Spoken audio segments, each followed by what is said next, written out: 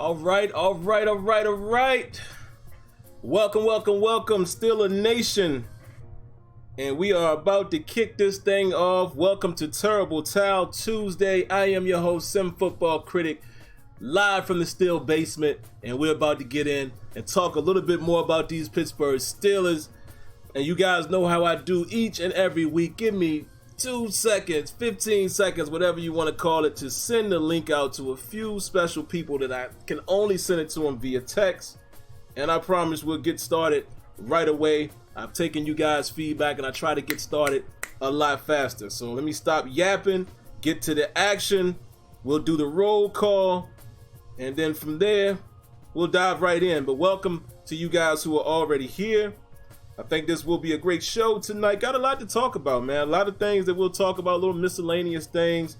And then we'll definitely dive into, a little bit of the film study. We'll do that. And then, of course, from there, I'll see what you guys have to say. All right, so let's go ahead and get into it. Welcome, guys. Again, for you guys who are just coming in right now, let's redo the intro. Welcome to Terrible Towel Tuesday, brought to you by the Steel Basement. I am your host, SimFBallCritic, and I'm happy to have you guys here. Let's get into it, and let's do some early shout-outs right now. Shout-outs to Eli Coolin, Ali Howard, Anthony Nava. I'm not sure I've seen you before, Anthony, so welcome, man. He says, Sim, nice to catch you live. See, I told you guys I got somewhat of a photographic memory. Thank you for coming through. Christian Gonzalez, Nays is in the building. Jason Winningham, Michael Garman, Y Diggy, Joe Massad, Jay Vega, In the Green TV, A Whitfield, Tristan Cooper, and Devious, and Nathan Spratt. So welcome to you guys, the early viewers. Let's get into it, man. First thing we're definitely going to talk about, let's go ahead and tackle the AB news, man. Let's go ahead and tackle that really quick. It's not important to Steeler Nation, really. And I think if I go ahead and jump into that, it'll give a few more of you guys time to get up in here before we talk about what we really want to talk about.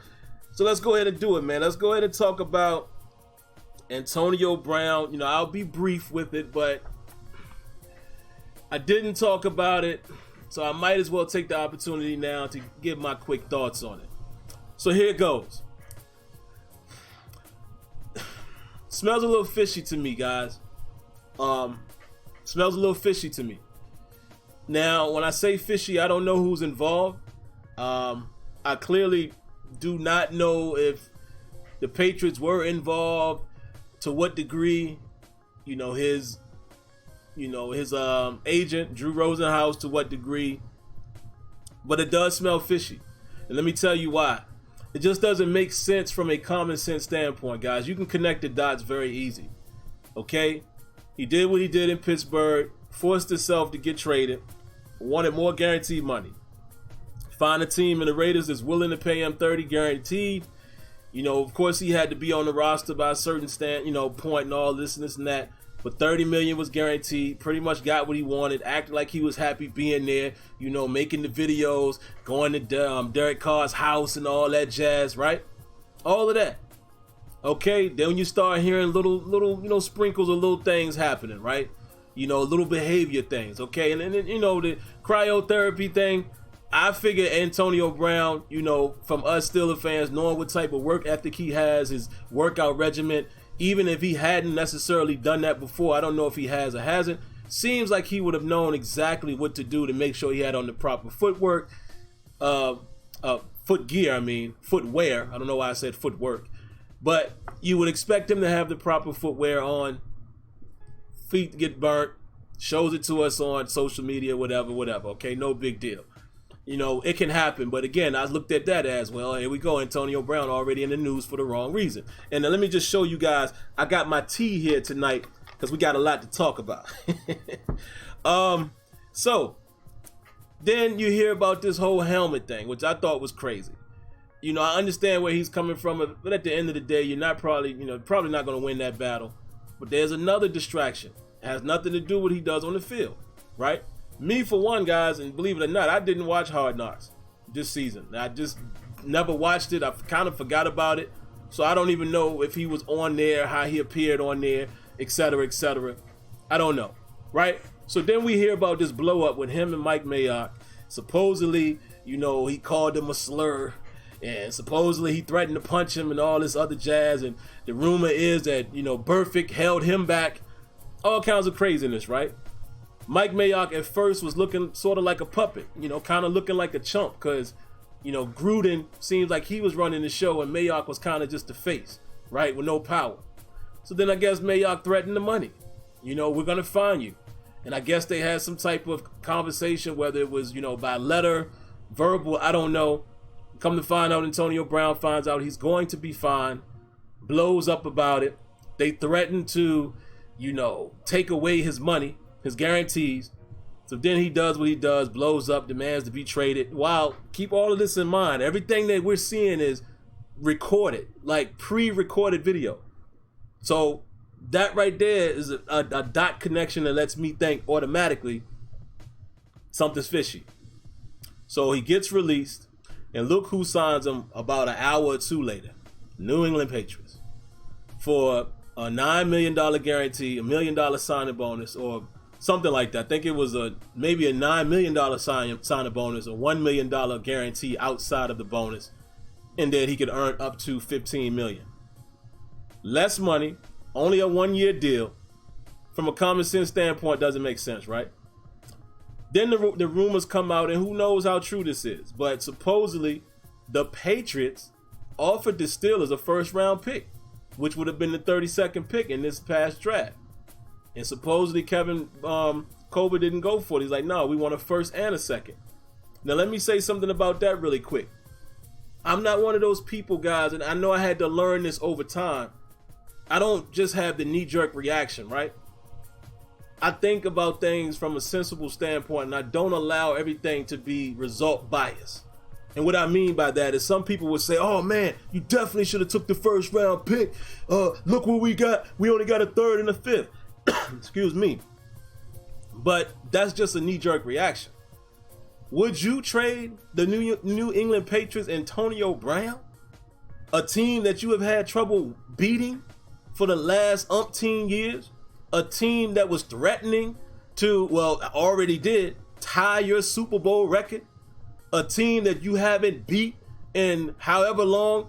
Only last year you finally beat them. In my opinion, I still say we beat them the year before that with the Jesse James catch. However, they have owned the Pittsburgh Steelers for the most part for several years. We beat them early on with Ben, beat them later, you know, when we had that combination of Keenan Lewis and Cortez Allen in the slot. You know, that was a nice team. We actually won, you know, beat them that year, but we just have had a lot of trouble with them in the big moment. That's the thing. Every time there's a big moment, we've gotten smashed by them, right? Would you trade that team, Antonio Brown? No. So I don't want to hear the fans, and again, that's your opinion, but I don't want to hear the fans sitting here saying they should have took that deal. You ain't going to do that. There was no way anybody could have predicted what was going to happen. Nobody could have predicted that Antonio Brown would go to the Raiders, act a fool, and get signed by the Patriots. Nobody saw that coming. So I don't want to hear nobody saying Kevin Colbert is stupid. No. Now, if they would have been like, yeah, we'll give you a first and a second, then maybe you budge. I don't know. It's still risky, but you're just not going to jump on the first offer. It's the Patriots. Look at what they have right now with him. You're not going to do that. You wasn't going to trade him to the Ravens. Nobody like that. If it was up to you, you're probably not trying to get him in the AFC. So, now here we are. He is a New England Patriot. And frankly, this is probably the last time I'm really going to talk about Antonio Brown to this length. You know, we may comment here and there, but I don't care. He's no longer a Steeler. I still have an Antonio Brown. It's not a jersey, but I have one of those t-shirts that looks like a jersey. It's got the embroidered numbers. Nice t-shirt. I ain't throwing it out. I'm not going to burn it. I paid my money for it. I appreciate what he did as a Steeler, but that's it. My hands are washed. Same thing with Le'Veon Bell. I have nothing to say about these dudes. I'm not one of them people that's just going to check for their career. I don't really care like that. It's over. But I figure I needed to say that because I know a lot of you guys wanted to know how I felt about the whole situation. Stinks, man. It stinks on two accounts. It stinks because it smells very fishy. I think some people were in cahoots to make this happen, and I think Antonio Brown planned this whole thing, which is disgusting in my opinion. It's one thing to try to play the game and get your money, but what he did actually is something totally different than that. That's kind of whack. That's a corny move, clown move. I don't approve of it, but it is what it is. He'll always go down as probably the best receiver the Pittsburgh Steelers have ever had on the field. Can't take that away. Right? And then it also stinks because it's the Patriots. And from what I'm seeing, I know it's week 1, but they look like a well-oiled machine. And I don't know if it's because we looked so bad or if they just got their stuff together. That combination of receiver core, Josh Gordon, Antonio Brown, Julian Edelman. They did trade, or I believe they're about to trade Demaryius Thomas, but they don't need him. It's scary.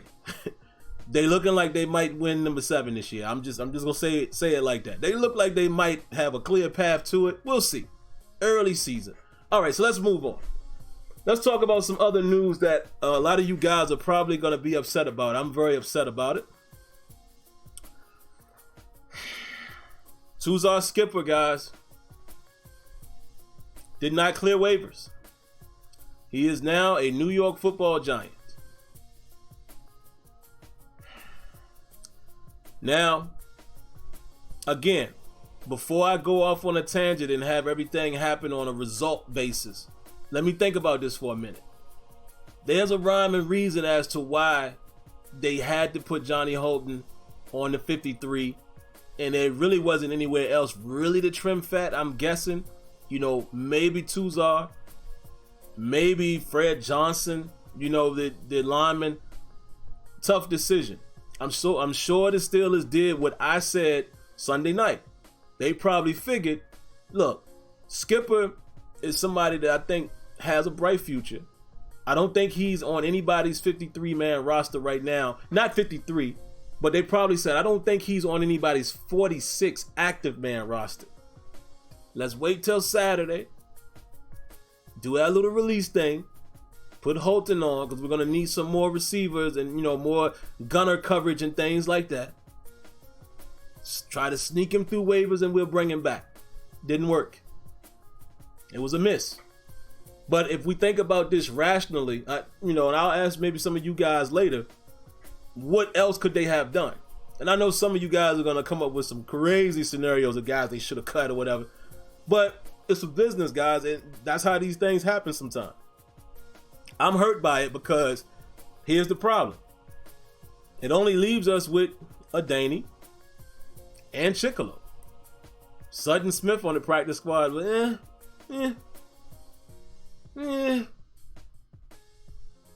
Chicolo got the bulk of the rotation. I don't recall seeing Adaney. Now, I haven't watched the full game again, but I don't recall it. Now, I see my guy Ed Post says here they should have kept Skipper. Yeah, but that's the thing. Again, before we say that, we have to ask ourselves from a business standpoint, what else were they going to do? So I guess people, maybe you're saying they shouldn't have brought up Johnny Holton. I don't know. I don't know the right or wrong answer. I'm just saying, before we just act as if they just threw him away, that's not what happened, right? That's not what happened. These things happen, man. It's not just the Steelers that it happens to. It just sucks when it is your team. But again, let me get back to my point. It sucks, man, because like Kenyon has talked about a lot. Next year, we're probably thinking of Adaney or Skipper being the guy that would take over for Bud Dupree, because we're assuming Bud Dupree's last year is this year. Now, we're talking about just Adaney. We're definitely not talking about Chicolo. And now we're talking about probably the draft. We're going to have to find an edge rusher.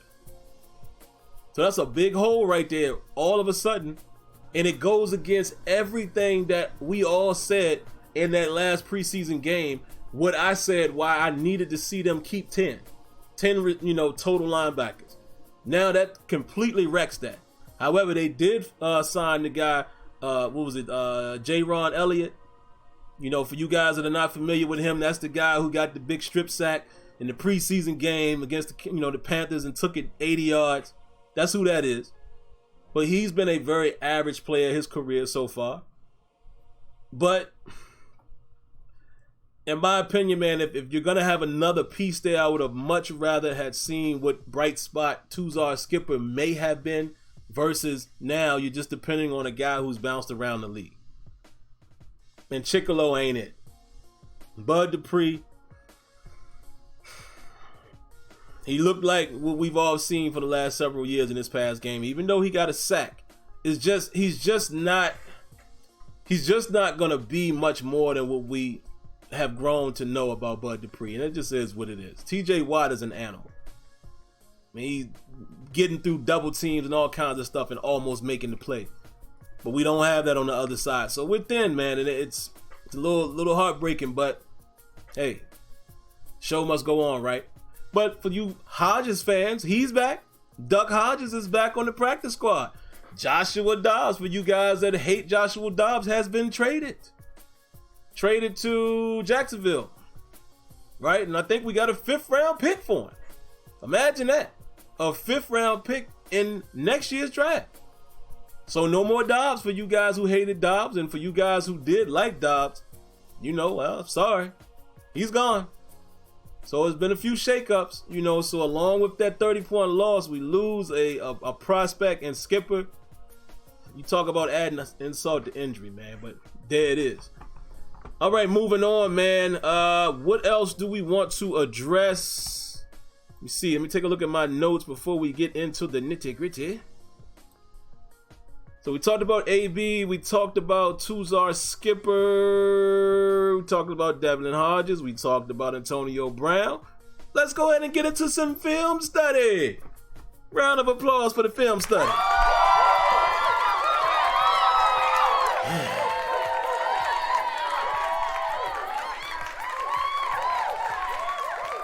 It ain't good, folks. Look, usually I like to look through all of this and have my plays set. But I decided maybe this season we'll do more freelance where I'll view it with you guys. Like, I've seen some of these plays already, but I'm saying I'll just scroll through and we'll just react to them together. All right, let's get to it, man. Let's pull it up. You guys should be seeing it here. Hold on. Let me make sure it pulled up. One second.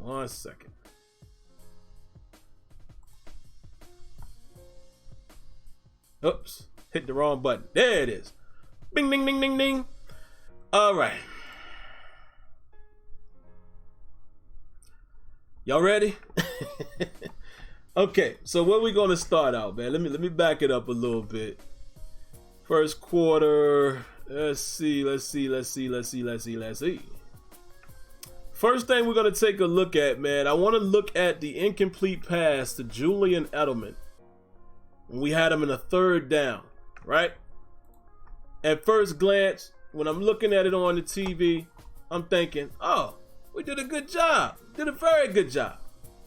I'm going to let you look at it in regular speed, guys, and then we'll break this thing down. And I'm going to show you where one of the problem childs was. All right, you see that? One more time. Regular speed. 3rd and 9. We got him off the field. I believe it was 3rd and 9. It was 3rd and something. I can't remember the down and distance, but that's not important. All right, 3rd down. What is important is for you to pay attention to this right here. Okay. Now, my football brain is telling me that this is a cover 4 look, right? It looks like it would turn into quarters. It could possibly be a cover 2, but, based on how the corners are lined up, it would lead me to believe that it's a quarters coverage, right? So as I looked at the play unfold, let me show you guys something. We're going to do this in slow motion. Pay attention to Cam Kelly right here. Cam Kelly comes rolling down.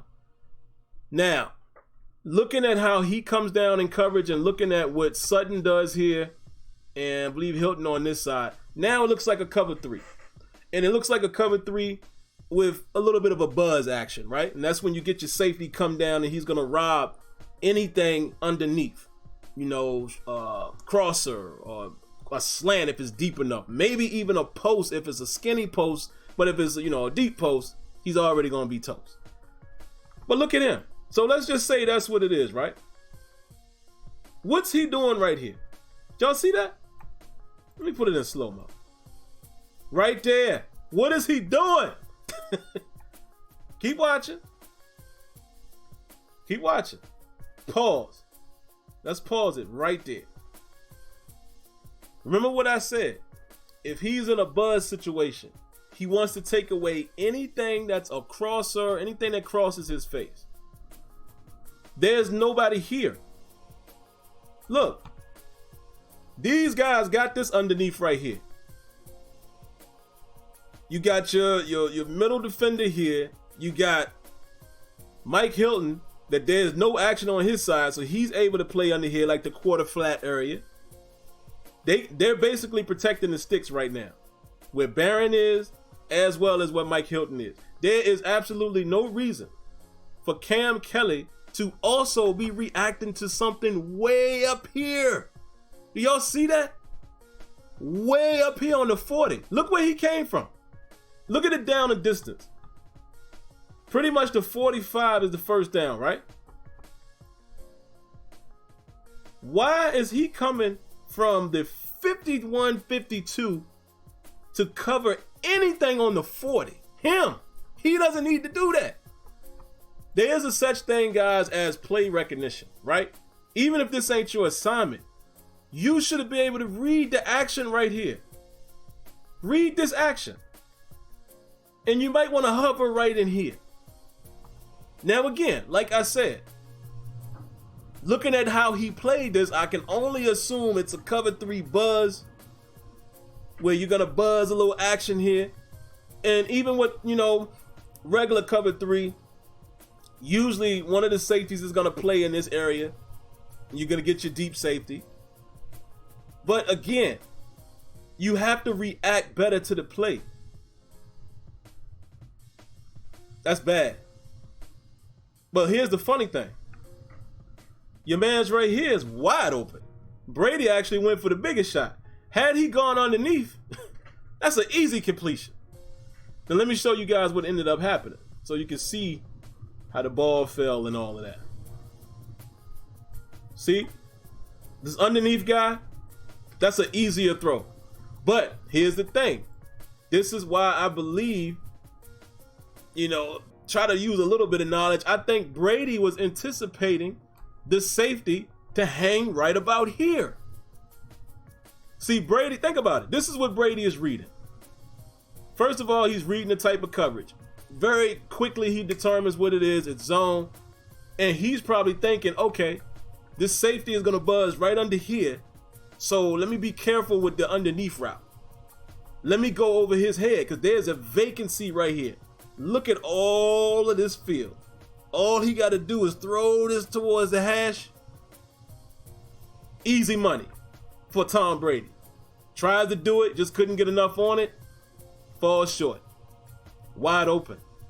Okay? Let's see what else we want to talk about. Let me find something else, man. Big Ben Roethlisberger. Got to get on Big Ben. Let's look at this play to Johnny Holden. And like I said, there's so many plays to be upset about, man. We're only going to look at a few more.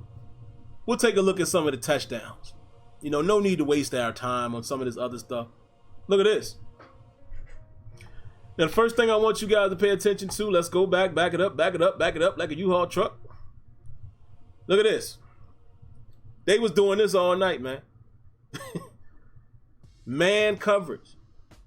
And a lot of people don't realize it, but the New England Patriots have a very, very, very solid secondary. Might be the best secondary in the league from top to bottom. Continuity. You always hear Tomlin say that. Continuity like crazy on this staff. Well, this roster. You got twin brothers, for God's sake, playing safety and corner. But look at this. This is what they was doing all night. Man up. And you get a safety back here that just makes the right read. Check this out. We're going to run it in slow-mo so you guys can see it develop. Well, actually, let's pause it right about here. Everybody is accounted for. Everybody is accounted for. The only thing you might have open underneath is the little check down. And that's because you get the natural pick right here, as he has to run around Juju. But look at Gilmore. Even with that natural pick, Gilmore is still right on Juju's hip. That's a tight throw if you throw it to Juju. He's locked down at the bottom. Who is that? That McDonald. Vance McDonald. Yeah, Patrick Chung all over him. How is Patrick Chung being physical with Vance McDonald? All over Vance. No chance. Everybody's strapped up. Ben makes the right read.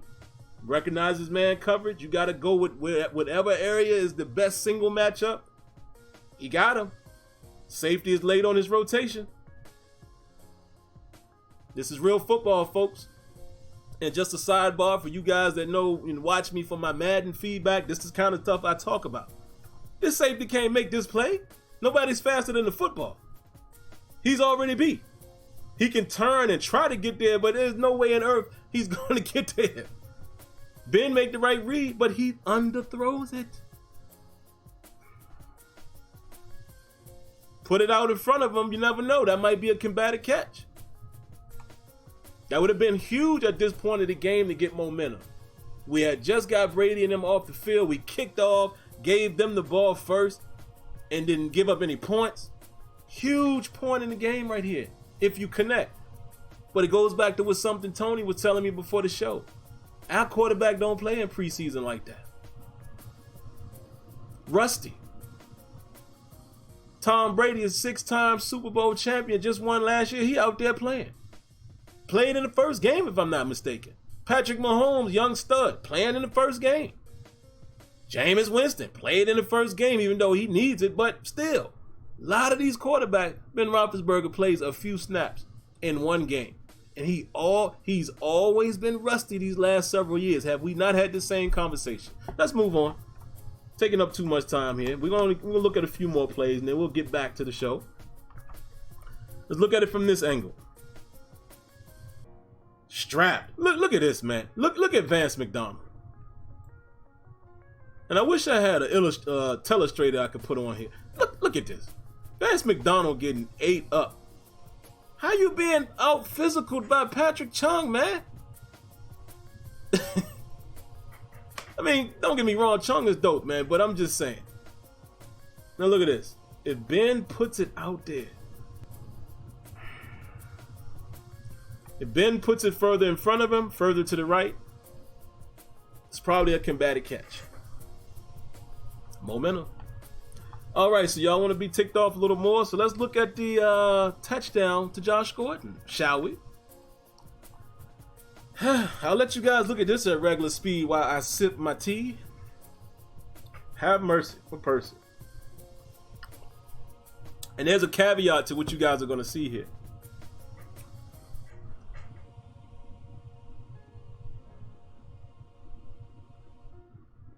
That's big boy football right there. Can't even be mad at that. Big boy football. All right, so let me show y'all. And see, look, that's early in the game and Chicolo is out there. Let me show y'all the caveat. Well, let me tell you the caveat.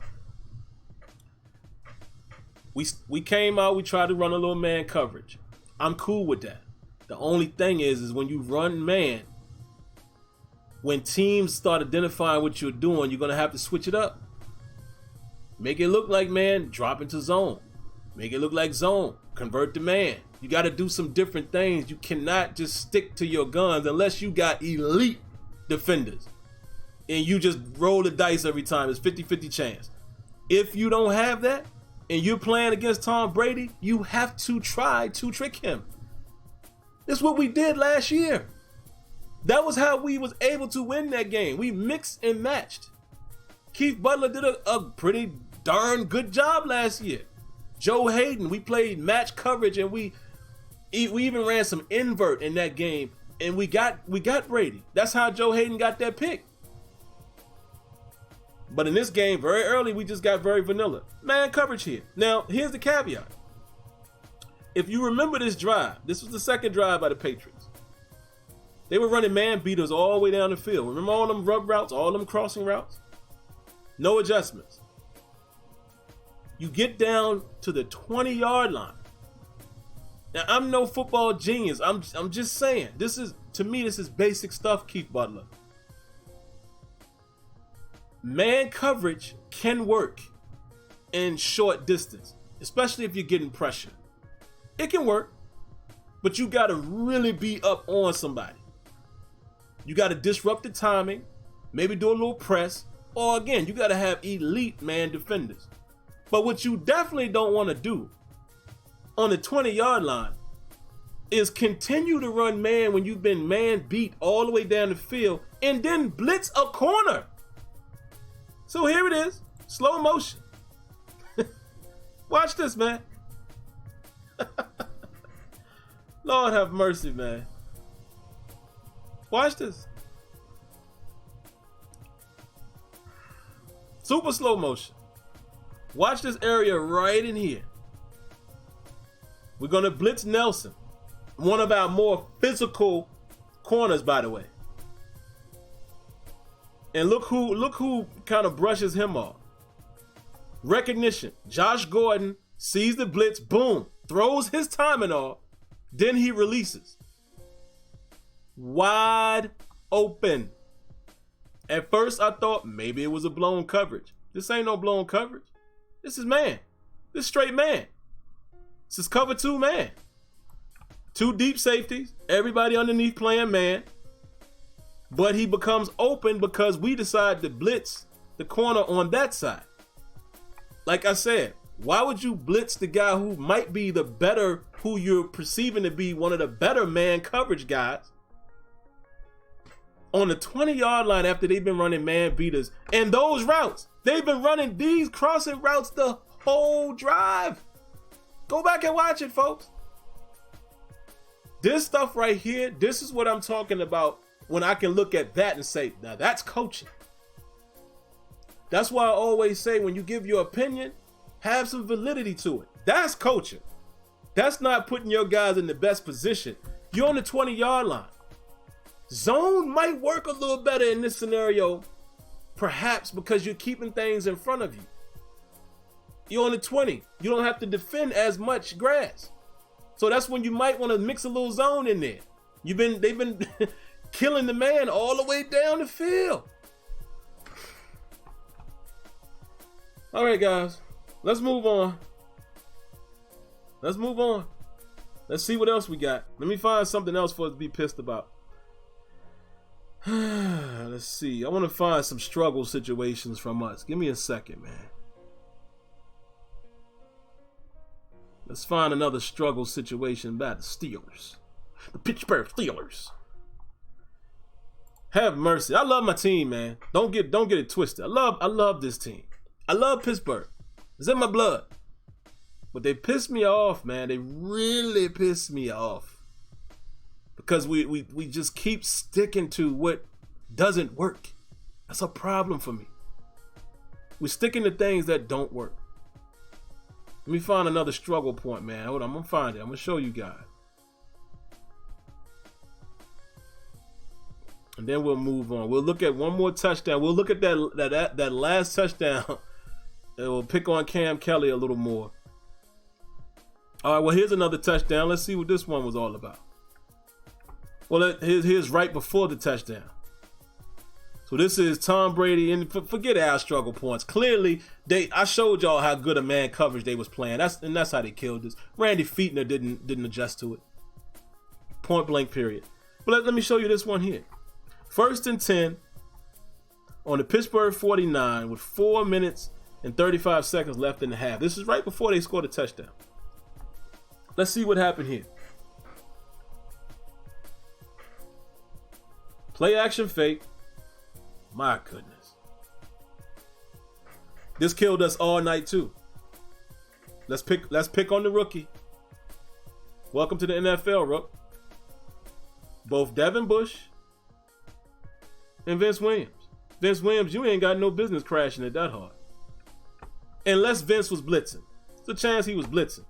But look at this, man. And again, welcome to the NFL. I'm not going to beat Devin Bush up. Devin Bush made some good plays in the game. Showed some great coverage. But look at this, man. Just sucked us up so bad. Biting. No, he won't blitzing. Vince is just trying to plug the hole right there. But you can't bite that hard on play action. My goodness. Great throw by Brady. Now let's look at the touchdown. Right after that. As a matter of fact, we'll let this play out because it's the very next play. Then I'll let you guys, call in. We're at about 35 minutes now. We got good time.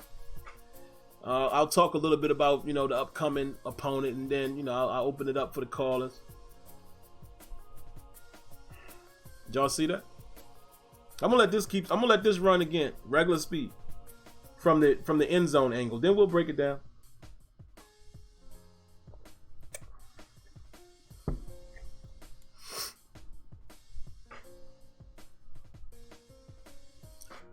That's just a veteran move right there by Brady. You can't be too upset at Edmonds about this. This is what the good quarterbacks do. And trust me, when you're playing in a zone-like behavior, you're reading the quarterback, especially at safety. I know. Played a little strong safety. I know. But look at this. Look how subtle it is. Brady looks to the left just that quick. Just to look, he continuing to look, gets him moving, and boom. Nobody's faster than the football, folks. But here's my problem. Let's back it up. I want you to pay attention to this guy right here. Watch Mike Hilton.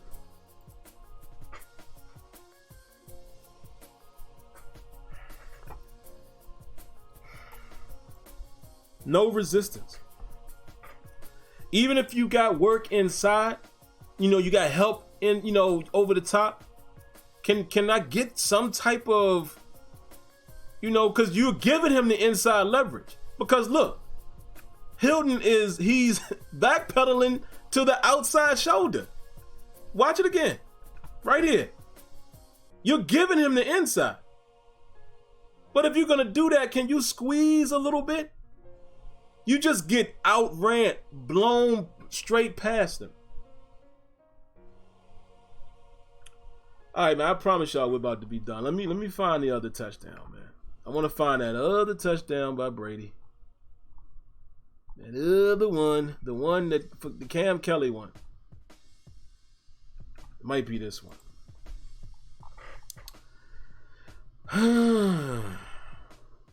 Oh yeah, I think this is it. Feast your eyes, folks. Have mercy for Percy. Lord, have mercy. Guys, I need y'all to tell me what exactly was he doing here? Let me see which end zone angle. They don't give us the good one. So let's look at this one again. Let's read this coverage again. This that same look. Remember what I said? Remember that the other play I showed you? On that third down that we technically prevented them from converting, but it was just a bad throw by Brady. It's the same look. It's the same look. It looks like it's going to be possibly quarters. Probably not cover two because, just kind of where it could be, but where the corners are lining up at, Brady's probably reading this as, it's going to be some type of zone, but he's probably looking to see if it's going to be cover two, maybe cover four, right? But once again, it looks like it's trying to be a cover three based off of what Kelly's doing. But here's the thing. I don't know if it is or isn't because he should not have done that. Because he clearly, this looks more like a match coverage because now he's reacting to it as if he's going to match that. Right? So for guys that don't know, cover four quarters, you're basically playing your corner, your quarter of the field, split up with the four DBs. But depending on the way the route breaks, you just convert things into man. If you get this vertical route coming right at you, boom, that's you, that's man. Run with that. That's you all day. And it's based off of the numbers. Number 2, he goes vertical, go vertical. But I don't know if it doesn't appear to be cover 4 or quarters because of how everybody else is reacting. It looks like it may, because even right here, he's kind of matching that route. So it might be pattern matching. It could be. However, that's besides the point. Look at Cam Kelly. What's he doing? What is he doing?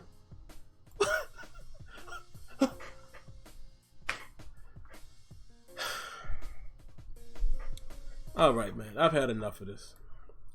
This is my point, guys, when I say we can't always come down on the coaches.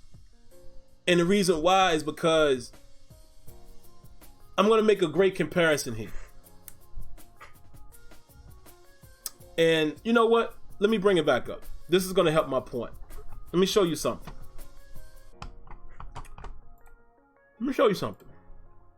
This is why I'm going to give great credit to the New England Patriots and their coaching staff. Let me show you. Where is it? Where is it? Right here. You always hear people say discipline. Discipline defense. They're well coached and all of that. I get all that. But watch this. Watch McCourty.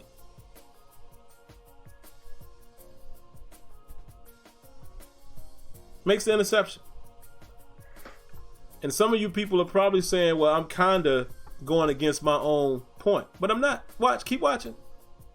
I'm going to show you what I mean here.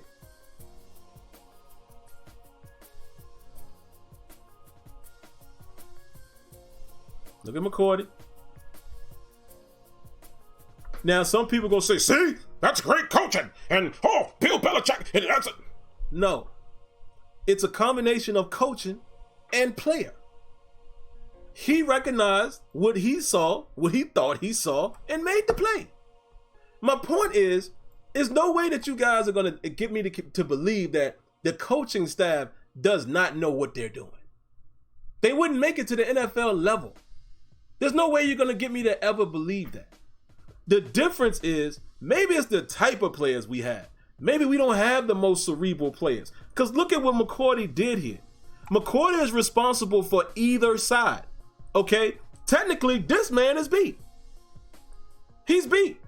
If Ben goes this way, you're probably going to make that play faster because McCourty is favoring that side. You might have a better chance over here because of the position of the receiver relative to the corner that's chasing him. But McCourty is reading Roethlisberger's eyes. And as soon as he threw it, rotates the right way, gets on his horse, and he's back there to help him. Now you can say that's coaching all you want. Of course, Bill Belichick and the staff coaches that particular defense. That's cover 1, folks. You understand my point? This is cover 1. This is basic. This ain't nothing. I could do that. I could go on the NFL staff right now and teach cover 1. So this is my point.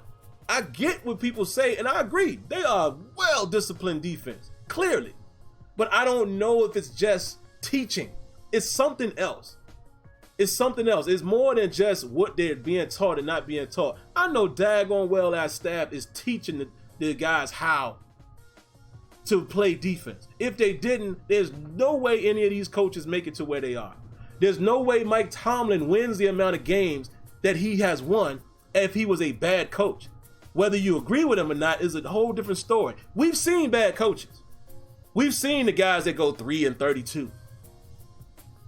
You can't win. I don't care what team you got. You can't win being a straight up bad coach. Now, yes, we seem to choke the game away lately here when it's the big one. But it's got to be more than just simple coaching. No. It's more than that. It's part coaching, part players. And I proved my point right here. This is base cover 1. McCourty made that play. Bill Belichick couldn't do a thing about it when he was on the field. That's all I'm saying. That's all I'm saying. But it is definitely something we got to do something different. I fully agree with that. Got to do something different. All right, man. We got 2 calls in the queue. Keep them short, guys. I know I've been blabbering a little much, but we know we're doing film study. That's gonna happen. So I'll bring a few calls in. Not gonna take a whole lot, guys, so we got to keep it, relatively close to that hour. And then we'll talk about the upcoming opponent, and that shall do it. So first up, area code 614. What's your beef? What you got for us? What's going on, man? Hey, what's up, Sim? This is Jazzy J, a.k.a. Who's Man's. I've been watching y'all for a minute, back when Gideon Prime was doing it back in 6 years ago. But anyway, I'm not going to blabber on about that. Few things I noticed, too, when I was watching the film, because I was watching it a bit. Joe Hayes, man, he looked a step slow. He looks a step slow, and it's kind of concerning me because, yes, if we play those teams with the quicker corners, Nelson held it down. I don't think he was targeted one time that entire game. If he did, I don't know if it was completed, but I didn't see him get targeted one time. So I really think that Joe Hayes is going to get picked on a lot, And, two other things that I like, too, is that it seems like Bush and Evans both do not hesitate. Now, one thing that I like about when players don't hesitate, it means that they know what they're going to do. They react solely off instinct. Right. And because I played baseball at a pretty high level, I think, and you hesitate for even half of a second, it's already too late. Yeah. And that's a big thing I noticed most of our DBs are doing now. Bush and Evans, even if they don't make the right, it's going to happen. You don't make the right read every time, but I notice when they don't hesitate, they just go straight to the play. And then last thing, I was kind of surprised that they didn't. There was like a play, I want to say, on the third drive. It was like a 3rd and long. They ran like a little bubble screen to Deontay Johnson. And I noticed they haven't been doing that.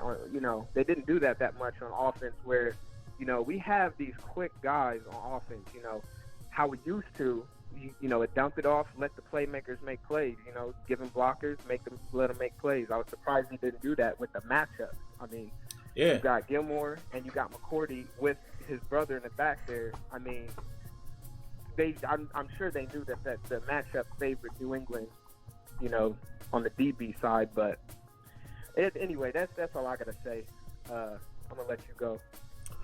All right, man. Definitely appreciate the call. And you guys know how I do. The first caller always sets the tone. So for the rest of you guys, keep it shorter. We got to keep it shorter. And, no disrespect to that. I appreciate the call. He made great points. But we got to keep it a little shorter than that. But I will say this. I love what he said about Bush and Edmonds. Guys, I say this all the time. Even because he brought up some of the Madden stuff. I even say this about Madden. How do you replicate that in Madden without people getting mad?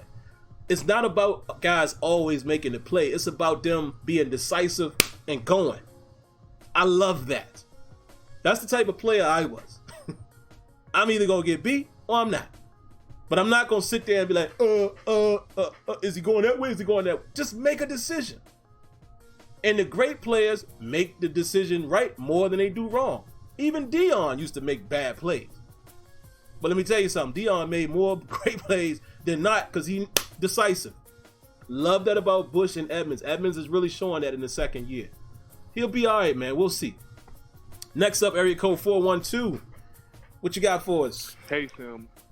It's Smitty from Pittsburgh. What's up, man? I just wanted to call in. Yeah, what's up? Calling. I'm not in panic mode with the defense, especially. I just looked at it like we had an AAF safety back there. And also, I'm kind of really disappointed in Mike Hilton because this trail technique is being taken advantage of. And he's a target out there. So hopefully we can see Cam Sutton out there. But I really want to go into two things, is that the front office and Big Ben. One, I think it's honestly time to really change the philosophy of this front office. Not to be like not Kansas City, but Washington Redskins in free agency, but to honestly, grab more talented out of free agency. Like, I just want to say, we gave Ben $32 million a year. He's the second highest paid quarterback. I'm not sure if I agree with that, because with that money, we could have actually grabbed multiple wide receivers, more cornerbacks, and everything. I just goes back to Cameron Kelly. I just thought that him being the AAF safety, he's good enough to be your fourth safety, experimental. But there was I forgot both their names. The one out of the Chargers, he was out there, and there was one that the Packers let go. I'm just saying, you probably won't get the one from the Chargers because he was too much money. But you got to bring in guys like that because you want to run 3 safeties. Just up your roster and be more aggressive in free agency. And it just goes back to Ben. He needs to play in preseason more. Now, the funny thing is that he did throw more passes than Brady in preseason, but he starts out so rusty, and that bothers me. If you're being paid $32 million, you are the reason that this team needs to win most of the time. So he got to come out the gate looking great, and also him playing on the road, that needs to stop too. He just played horrible. But that's just why I wanted to call on. Talk to you later. I love the show. Appreciate it, man. Appreciate the call, man. Again, guys, I got to remind y'all, keep it a little shorter, man. Short calls. Get to the point and get out. I love all the calls, but again, y'all saw what happened Sunday. There's going to be a bunch of calls coming. Again, I speak that into existence. Keep it shorter, but yes, I'm going to speak on that before I wrap up the show. The philosophy may need to change, and that is coaching, culture, everything. I will explain.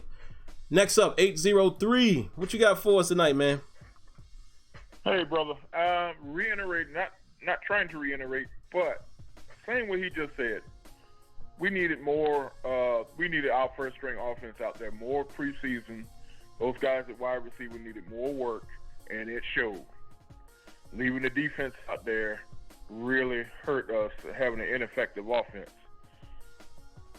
If I was a gambling man, Cameron Kelly, everybody knew he was going to be targeted. Yeah, right. And the last point I want to make is this drives me crazy. When are we going to go back to some power games, double tights, and utilizing the fullback? Now, I don't know what the situation with Mr. Nix is, but we need to be able to utilize our fullback. That little running play about drove me crazy on 4th and 1. We look very poor. Thank you very much. Absolutely, man. We definitely got to get back to ground and pound every now and then. You know, we don't have to be the sexy spread them Steelers. We don't have to do that every play. And what about that possession where we ran the same play, same looking play 3 times in a row? Send Vance McDonald in motion. We pitch it to him, get about 5 yards on the first down. Come right back to it on 2nd down, did slightly different. Then on the 3rd down, we run the same play that we ran on first, and with the same motion. Come on, Fietner. Come on, man. You trying to run the same thing you ran last year. That stuff ain't gonna work. Next up, and again, guys, keep it short. In 803, that's how you do it. Short, to the point. Next is 443. What you got for us? What's up, Sim? It's Gold Drip. I just wanted to say that James Conner toss play reminded me against the Jaguars a couple years ago, the playoff game where we tossed it against the Jaguars. We tossed it out to Bell on like inches or 4th and 1. Yeah. I don't think I've ever seen that same play 3 in a row, especially the same side, same form. I've never seen anything like that. But I think the defense will be better. I don't think Ben played bad either. I think people are overreacting. I think a good point was, even though it was like 1 kick, Chris Boswell wasn't horrible. And if people are mad now that we lost to the Patriots, I can't wait for people's reaction when we lose to the 49ers and Dolphins. But that's all I got to say. Hey, man, in regards good to point. In regards to preseason, when people said that we should have played our starters more, if someone got injured, they would have been saying, "Oh, why are they playing so much? We shouldn't have been." So I just think it's a fine line. It is, and I appreciate the call, man. That's a good point. But I do think you got to let Ben play a little more. You know, even if it's a series in the first game, one series in the second, then maybe 2 or 3 or 4 series in the third. Give him more looks. You know, he just has to feel it. He has to feel that, because again, we've seen it. He starts off extremely rusty. And you know, like you said, you could get hurt in preseason. You could get hurt at practice. I try not to live in that type of fear, but it's a good point. So definitely agree, and I appreciate the call. And this is going to be the last call of the night. Keep it short for me, please. There's another area code 803. You are live. What you got for us tonight, man? What's going on, bro, man? I want to give y'all a breakdown of the film, man. Man, mostly this about money, you know what I'm saying? Speak on it. From a standpoint. So, what I'm just trying to say, if you re-look at the film, like go to the Dallas Cowboys from last year, when Ryan Shazier had stepped over, and they had got that touchdown, and we got pissed off. That's what I'm trying to say from a standpoint, you know. And like if you look at the film, you know, when they slow down, you know, like the corners, just like what you've been looking at just now, you see mostly the corners, they started slowing down after the receivers had went by and everything, and then you know that if you watch the feet, you know all that. So I just came in tuned in off of that. But no problem. I appreciate the call. I know where you're going with it, but it's the same thing that I say all the time, and I'll say it really briefly. If it ever comes out, you know, if the stuff hits the fan and it comes out, the NFL is fixed and rigged. There are quite a few scenarios and plays that I have right here that I can say, yep, that was one. Oh, yep, that was another one. Oh, yeah, that was one. But the day that I believe in my heart that it's fixed, I'm done. There's no Terrible Towel Tuesday. There's none of that because I can't be a part of something and I think otherwise. And again, I don't know if you watch NFL. No, I'm just saying I couldn't do that. It's the same reason why I don't watch wrestling. Just a little secret. I don't have a problem with anybody who watches wrestling. But when I was growing up, see, me and my mom used to go to the wrestling matches, right? So there was a point when I thought it was real. As soon as I found out it was fake, I'm good. What's the point of me rooting for my man Undertaker if I know if Vince McMahon decides that he's going to lose tonight, he loses tonight? So I was like, I'm done with that. Now it's entertainment, but I'm done with that. And that's how I would feel about football if I actually found out for a fact that it was fixed. But I promise you, I got scenarios that I can recall. Y'all remember that time when Carolina was in the Super Bowl? I forgot who they was playing with. Not Cam Newton, years ago. And you remember that kickoff when the dude kicked the ball so far out of bounds it wasn't even caught in the camera? That's almost impossible to do as a kickoff. That's almost impossible. Most of the time when you kick the ball out of bounds, it goes out of bounds at like the 10. This dude kicked it, it went out of bounds at like the 50. That is almost impossible to do off of a tee. Little situations like that, yeah, I can recall a lot of times and say, but I'm not gonna. The day I believe that, I'm done with football. You know what I mean? So that's just how I feel on that. So real quick, man, let me. We're at 58 minutes. I'm probably gonna go over just a bit, but let me do a little recap. As far as coaching, again, I don't believe that Mike Tomlin is a bad coach. I'm sorry, I just don't. However, there's some things that I would like to see Mike Tomlin do differently. Coaching things that I can identify from this last game. Why did you kick that field goal? Why? We're down 20-0. What did you kick the field goal for? We're down 20-0 against the Patriots, right? It's short distance to go.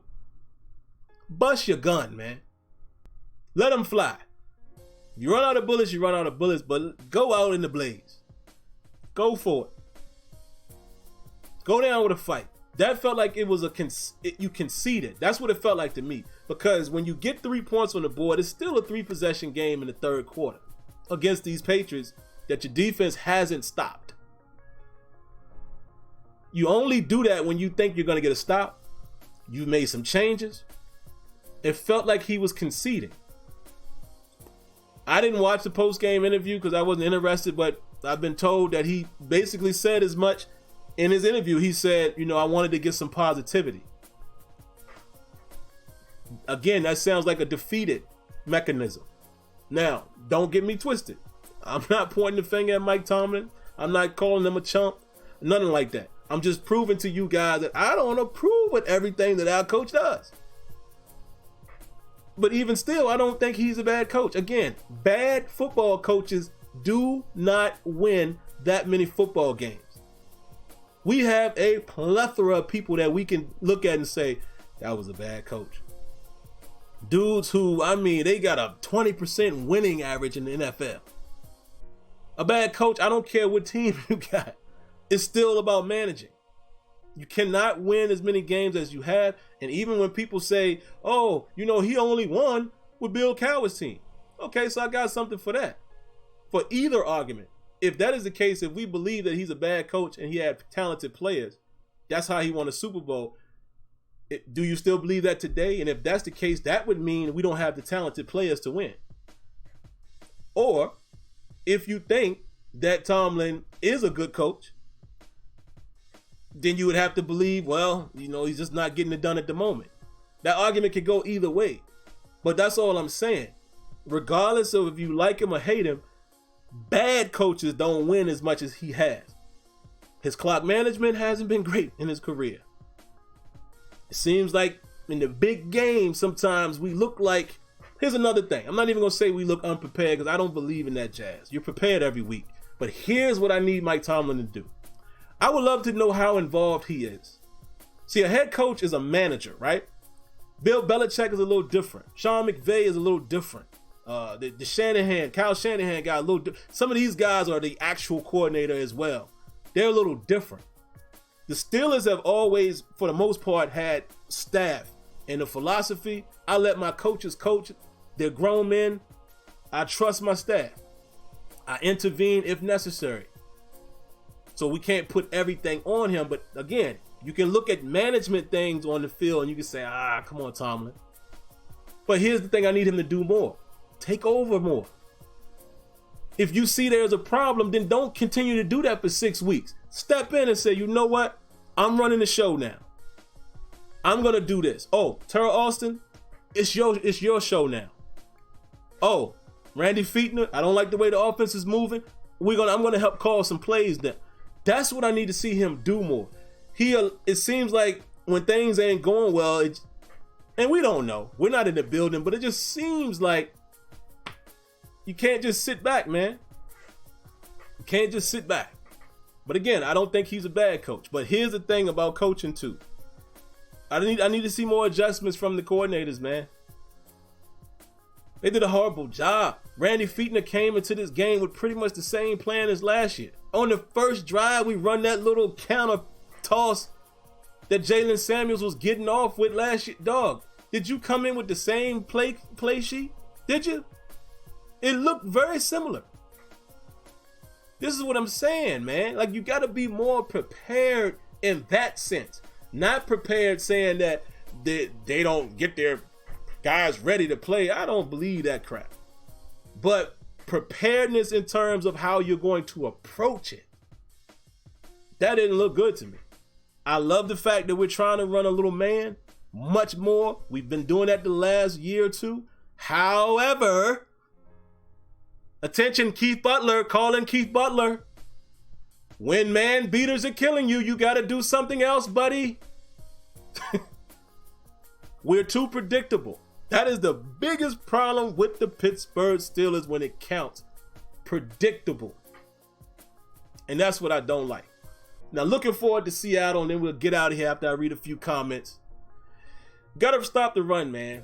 That's going to be the main thing. You know, the Seattle has always been a team that can pretty much, you know, they grind it out. Because, you know, for years, Russell Wilson wasn't necessarily the guy that would kill you passing the ball, yet he can. Russell can be accurate when he wants to be. Russell can also move out of that pocket and make some things happen. So we're going to have to contain him.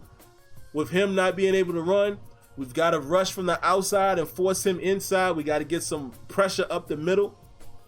Got to reduce those lanes, escape lanes, because I imagine we're going to play some man coverage. Backs are going to be turning to him, so we got to, you know, take care of that. We got to take care of the running backs that they got, you know, Pennies and forget who else is out there, but Carson. Contain the run, make Russell Wilson beat us in the pass game, and we got to play discipline in the pass game. They don't have any world beaters at receiver. There's no more Baldwin, so you don't have that crafty veteran, but you got a quick and swift guy in Lockett. Got to be careful with him over the top. And you got big boy out there, DK Metcalf. He's still a rookie, though. And we know what DK Metcalf is. He's just a big guy who's fast that can fly. Not going to kill you underneath. So we should be able to keep the lid on things if we can play some real defense. Hopefully we'll have some of our guys back. We don't know the status of Sean Davis, Juju, and guys like Pouncey and those guys, from what they're saying early, that these guys are little bumps and bruises. They'll be able to play. Knicks is more severe. We don't know the extent of it yet, but I'm sure we'll find out soon. But we just got to be ready to, we got to be ready to communicate better. We have to communicate. And again, like I said, I put it on coaches to a certain extent. Once the ball is hyped, once they go hut, I got to look at the player then. But what coaching does come into play, like I showed you guys in the play breakdown. Man from your own 20 trying to defend the end zone when Tom Brady has beat you all the way down the field on that drive with man beaters. You run man coverage and they're on your 20 and you blitz your more physical corner. What were you thinking? That is directly on coaching. What was you thinking? And like my man said on the call, Joe Hayden, the age is catching up, man. No disrespect. Joe Hayden is not, and Kenyon said this the other day when we talked, he's not a number one anymore. So again, if Steven Nelson is going to be the guy who's going to pretty much be the number one, or at least take that spot, we signed him for 4 years, if he plays well, you got to leave him in coverage. Maybe you blitz Hayden or blitz Hilton inside and let somebody underneath, shadow the crosser. Or something. You don't blitz Steven Nelson. I don't know. You just don't run. To me, I just never would have ran man coverage in that scenario when they've been beating my man coverage all the way down the field. And then I'm going to blitz the guy who's supposed to be probably the best overall corner at the moment. Idiotic. But that's for you guys that think I never criticize the coaches. It's just a difference. I'm just not like everybody where everything is coaching. Because most of the time when people say that, y'all don't even know what you're saying. Let's be frank. This is not a disrespect or nothing. I'm just saying, a lot of people are just casual fans. They're not football minds. And that's okay. I love hockey. Love it. I watch a bunch of Pens games, but I wouldn't know two hoots about. I just like watching. So if somebody was breaking it down for me and saying, nah, this and that, I'd be like, oh, okay. I'm not going to act as if, oh, fire. Like, I don't know enough detail about the game. Football, on the other hand, that's my baby right there. Along with boxing. We can talk. So, let me see what you guys got, man. And we about to get out of here. We'll spend about 5 minutes here. Y'all got me over time, 8 minutes. It's really me doing it. But I showed you guys a lot of film. So maybe I'm going to have to rethink that. What we'll probably do is pick, let's say, 3 plays. That'll probably be a good point. We'll find 3 plays to break down, and then, we'll keep it moving. We don't want to go past an hour. I want to stick to the hour. What y'all got, man? Debbie says, champagne for the save. Correct, at least, to be honest. Oh, let me see. What champagne say? Marino is way better than Ben. If you disagree, you're a homer. All right.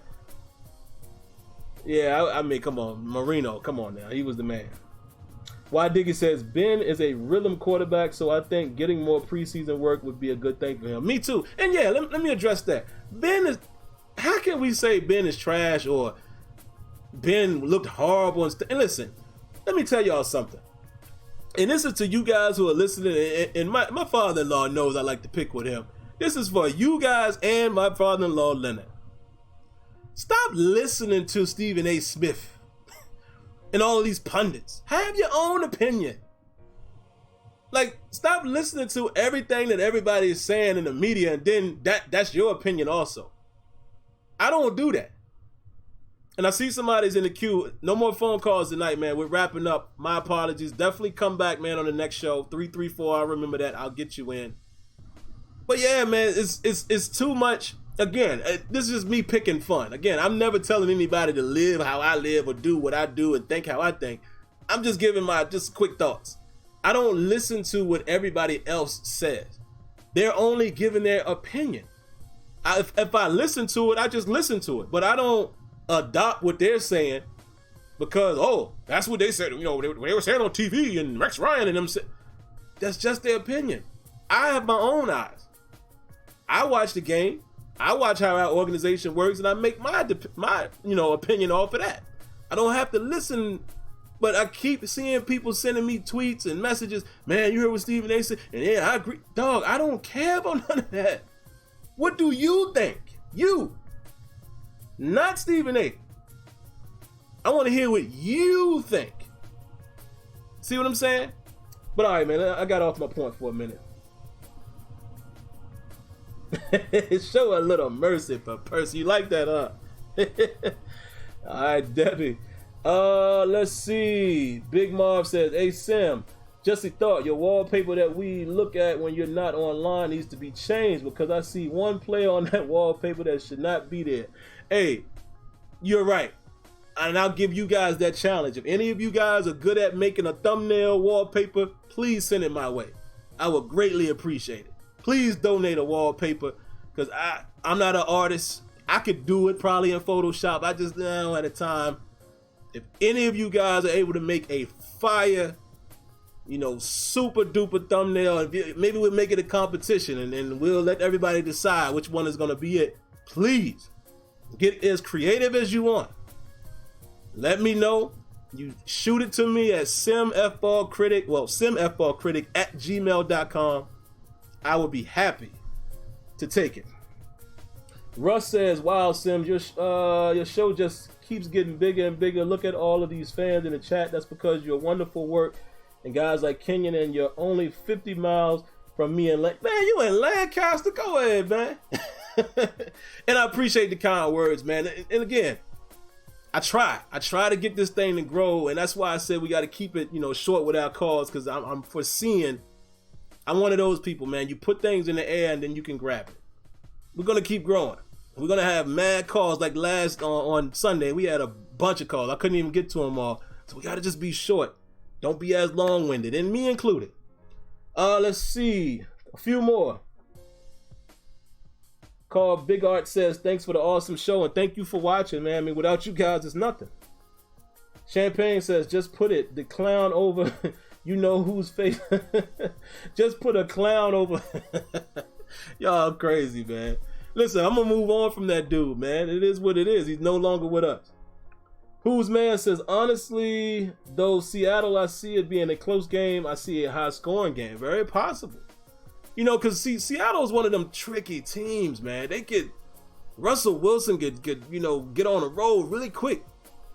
Really quick. C-Rex says, now we say our history would have been way different if we took Marino.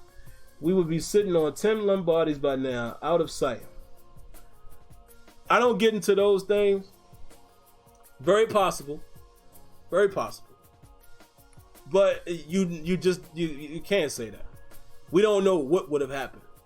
What if he would have ended up with a career-ending injury in Pittsburgh? Or you just never know. Like I don't like to do those what ifs because you just never know, man. I mean, you never know. It's just like, let's do the reverse psychology. The Patriots took Tom Brady, a lanky 6th-round pick, and look what they got. They didn't go with the for sure shot. And you just never know. Debbie says, Seattle's corners are not as good anymore, so I can see the Steelers trying to be pass happy again. Yeah, you are right. We better watch Jadeveon Clowney, though. But all right, man, I'm going to go ahead and get out of here. Tony says, Stephen A. is a bum. Uptown Saturday night. What you know about that, brother? A bum. Yeah, man. But no disrespect to Stephen A. I like Stephen A. for the most part. I did listening to him. I'm just saying, those type, listen, you have to understand a lot of these dudes, that's what they get paid for. You know, they gotta be a personality. They gotta be very strong, opinionated. I'm never gonna be that. I can promise y'all that. This is just me. Yeah, I'm gonna have my opinion, but y'all will never see me not be me. I don't care if we blow this thing up and boom, somebody pick us up. Now we got an actual syndicated show. Terrible Towel Tuesday, and I'm on TV and all that jazz. It will still be the same guy. I'm never gonna put on because the lights are on. No, we do this as regular fans, real diehard fans from the average fan's opinion. That's how we give it up. None of that nonsense. But all right, man, I'm gonna get out of here. Y'all got me 15 minutes over. Condensed. I promise you guys, these shows are gonna be an hour. That's it. Gave you a little more tonight. But anyway, appreciate you guys for tuning in. Thanks for all the calls. If you guys have not subscribed, man, if you enjoyed yourself tonight, if you enjoyed the conversation, don't forget to subscribe. Come on back. Be a part of the conversation. Call the phone queue. You know, I'm paying for this phone service for you guys to get your opinions off. You know, and I love the callers who continue to call, but I like hearing the new voices. I heard a couple new voices on Sunday. So don't be afraid to give your opinion on air. Nobody's going to chastise you or anything like that. Just call in. Where else can you do this at? And also, cut on your notifications so you know when the videos are available. Do me the biggest favor and hit the like button if you like what you saw, or hit the dislike if you didn't like it. And last but not least, guys, it's never a requirement. If you feel the need to donate, you can do so right here in YouTube. Click the $ down at the bottom of the chat window. If you prefer another means outside of YouTube, which I actually prefer, I'm not going to lie to you, because YouTube be in your pocket. If you prefer Cash App, got that available. If you prefer PayPal, have that available. It's all in the description. And shout outs, as a matter of fact, round of applause.